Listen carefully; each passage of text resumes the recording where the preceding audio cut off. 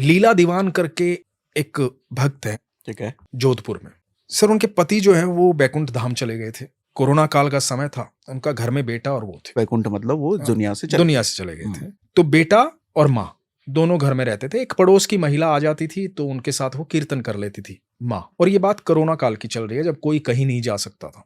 वो लड्डू गोपाल को बहुत प्यार करती, उन्हीं से बातें करती। अब क्योंकि पति थे नहीं तो सारी बातें उन्हीं से करती थी।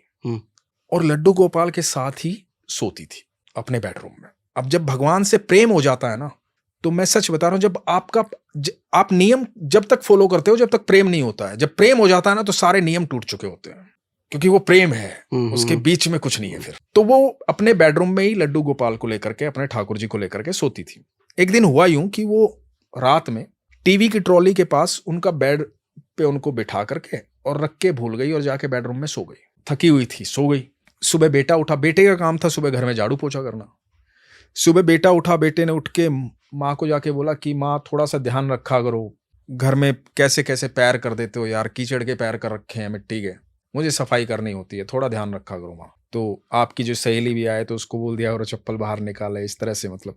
तो माँ ने कहा कहाँ पैर हो गए बेटा, मैं तो सारे साफ पैर है, कहाँ हो गए, कहाँ बात कर रहा है, तो दिखा मुझे। तो वो देखने गई। अब बेटे ने तो दूर से देखे थे। जब माँ पहुंची तो टीवी की ट्रॉली से लेकर के बेडरूम तक छोटे छोटे पैरों के हल्दी और चंदन के, पैरों के मिट्टी के निशान थे, हल्दी और चंदन के।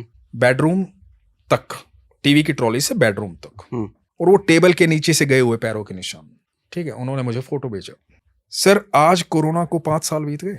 5 साल से फर्श नहीं धोया है सर, 5 साल बीत गए सर। वो कृष्ण के पैरों के निशान है। उस दिन वहां नहीं सुलाया था तो खुद सोने चले गए थे। आज भी आप जोधपुर जाइए, पूछिए, लीला दीवान जी का घर शास्त्री नगर में है शायद, आप जाके दर्शन करके आइए।